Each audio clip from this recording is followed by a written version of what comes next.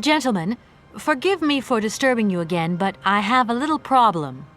A little problem, a little problem. Everyone has little problems now, you know. They are kept to oneself, and they don't stop the world from turning. Nor trains from leaving stations. Gentlemen, I have managed to repair your university bandstand. The bandstand is playing again. This is marvelous news. We are really very grateful indeed. Yes, very grateful indeed. We will look back on your visit with much fondness in our hearts. And now let us in turn honor our word. How much is it you need, miss? $100, if it's not too much to ask. We agree to grant you the aforementioned sum, miss. You may now leave with your train.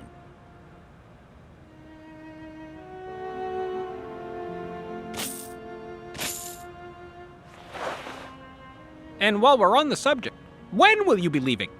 Yes, because now you should relocate your train as quickly as possible.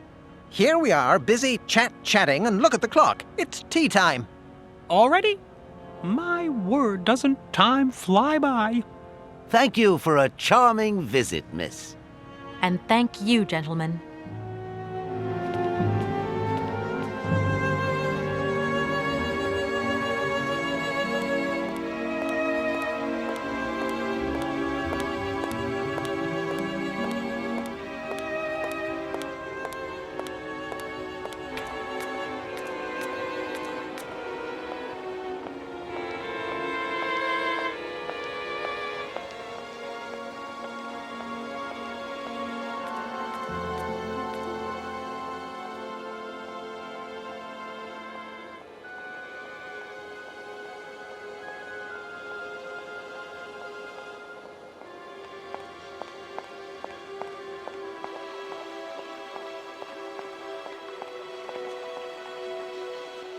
There you go. Here's your money. I've checked it. It's all there.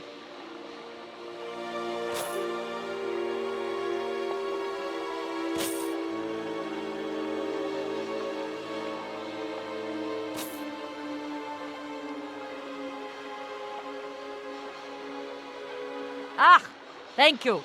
Not difficult get dollar. See? You are a real businesswoman. I'm not the only one around here. We pleased to do deal with you. Now, you open lock or we no help you. Why didn't you manage to open them? After all, you don't have to be a genius. Ma vorbat pensinos esto? Declina madam. No se saye mar alles non comprendo en allora kaput en andere bordel. Wirs war moi. On boom telefonieren kaput. My husband say instructions complicated. No understand manual. My husband angry. Very angry. Oh, now telephone broke. Kaput. Now that is annoying. What are you going to do next? We wait repairman. Well, I don't have the time to wait. I'll have to go have a look. There must be some way of releasing the opening mechanism. Take key. Sailor always need key for lock.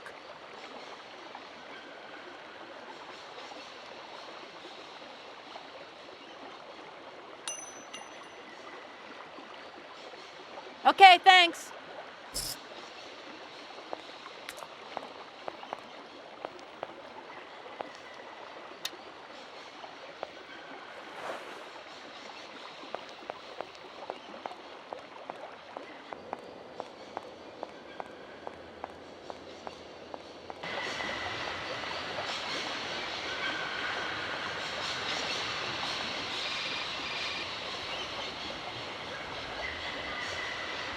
Hello?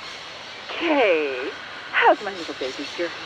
I was thinking about you only yesterday because I saw this fantastic fur coat. You are wrapping up warm, aren't you? I mean, people in foreign countries never know how to dress properly for the weather. Mom, it's so sweet of you to worry, but I'm fine, really. The trip's a breeze, no worries. I mean, there's... Well, when are you coming back? Frank is dying to meet you. Frank? Oh, yeah, your singer. You two seeing each other then? Oh, you'll never guess the surprise he gave me yesterday. No, I suppose I won't. Frank invited me to a big charity show organized by, someone or another. Anyway, they got him singing a couple of old numbers from his repertoire, and in the end, he asked me to go up on stage with him. Can you imagine me, your mother, on stage in front of thousands of people? Wow, I would have loved to have been there. Not too emotional, I hope. Oh, too emotional by far, especially as I hadn't even been to the hairdresser. Well, I didn't even have the proper dress on. But Frank promised me he'd see to that next time. Oh, he's such a cutie, and he's got the sweetest little... I'm sure he has, Mom. It would be so good if you could join us one day. Let's see, when is his next gala? I'm so forgetful these days. I swear I'd lose my head if it weren't in the clouds. You just watch out, my girl. Them years will catch up with you much quicker than you think. I'll look out for them, Ma. Nice to hear your voice. Lots of love. Well, to you too, my little munchkin.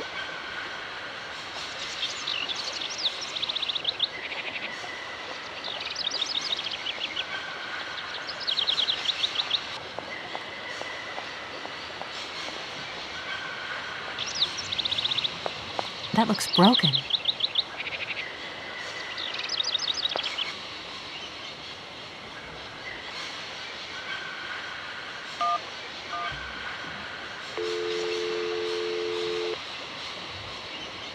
Welcome to the East Lock Control Center.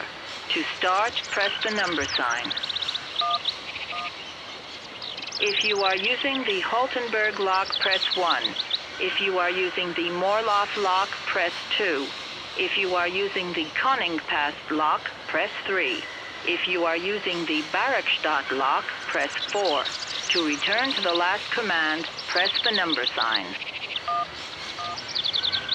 If you want to raise the water level, press 1. If you want to lower the water level, press 2. To return to the last command, press the number sign. You want to lower the water level in the Barrackstadt lock? To confirm your choice, press star. To return to the previous command, press the number sign. Your request has been logged. Unfortunately, our regional technician is currently on holiday, and no replacement is available. We will reply to your request within 48 hours. In case of an emergency, please operate the lock system manually. We apologize for delays to our service.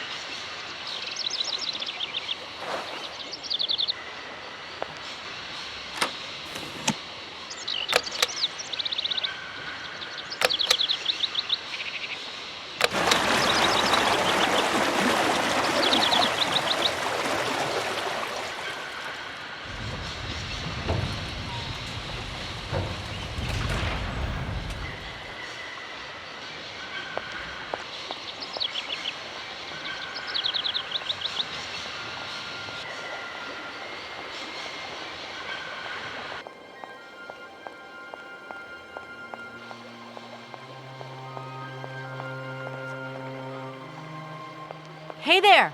On the boat! Guten Tag, schöne Mademoiselle. My husband say, "Hello, young lady. You want to talk to us?" Right, I've got it. I know now how the locks work. So guide your boat into the lock, and I'll take care of the mechanism. Godverdomme. Das ist eine echte Ladies. Alle etwa, range alle Dingen and obligados de dame. Ach, set content on route again. What did your husband say? You, hurry up. We hurry to travel again. Okay. We'll meet each other on the other side. By my train, okay?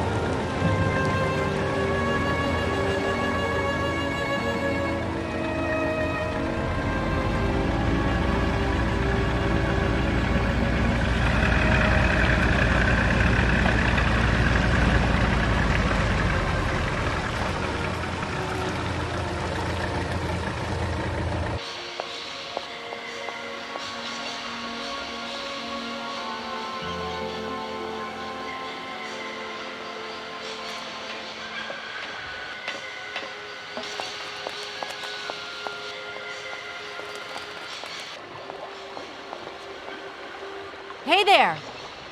On the boat! Da, barge on other side. You still need us? What do we do now to tie my train to the barge? Mademoiselle Takatak, loco coco mitchen. What did your husband say? You attach chain to train and chain put train with barge. Hop, catch it up.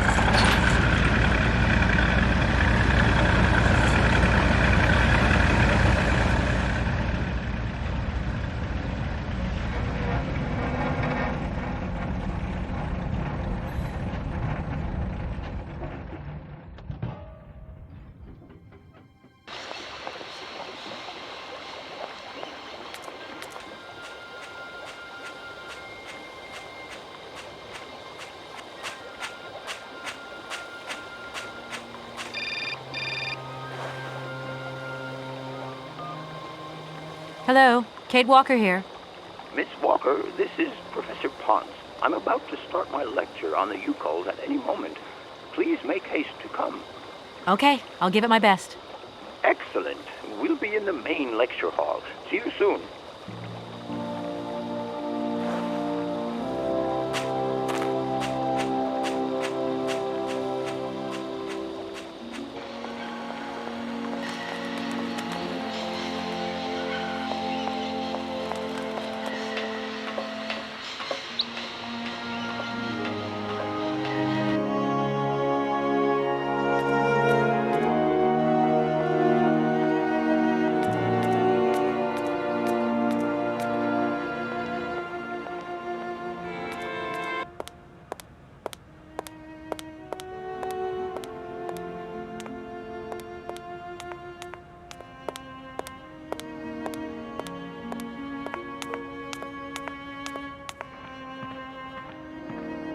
Ah, there you are, Miss Walker. Good, good.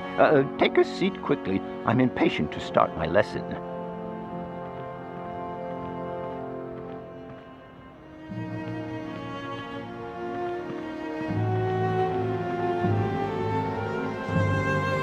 My young friends, a very exciting discovery, unimaginable up until only a few hours ago, has come into my hands and has finally allowed me to complete my study on the mysterious Yukol people. Lights, please.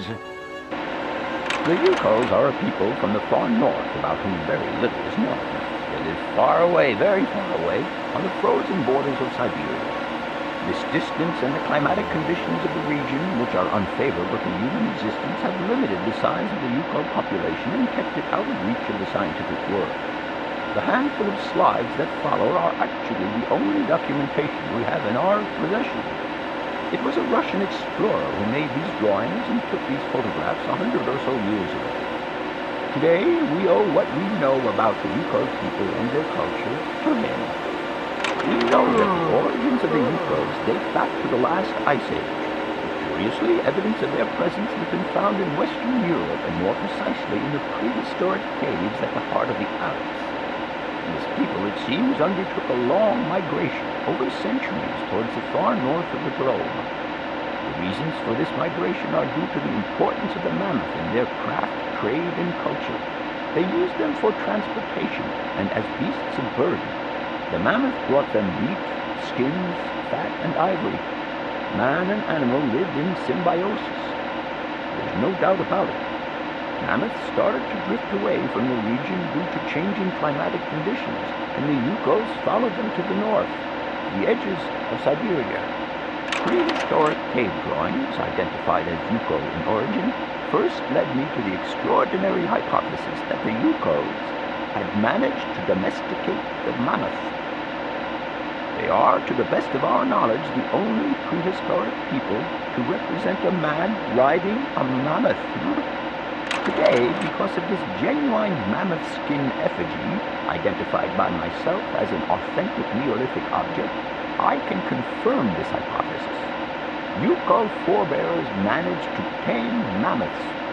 Prehistoric man uses little imagination. He draws what he sees and represents scenes from real life. This familiar day-to-day object is actually a children's toy. As we have seen, Yukol existence was inextricably linked to that of the mammoth.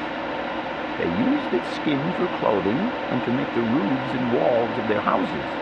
They used the tusks to build the frameworks of their homes, as well as weapons, tools, and jewelry. Curiously, the disappearance of the mammoth 12,000 years ago had no immediate effect on the Yukol's way of life. It seemed that for a long time after, the people maintained their strong bond with the mammoth through the centuries.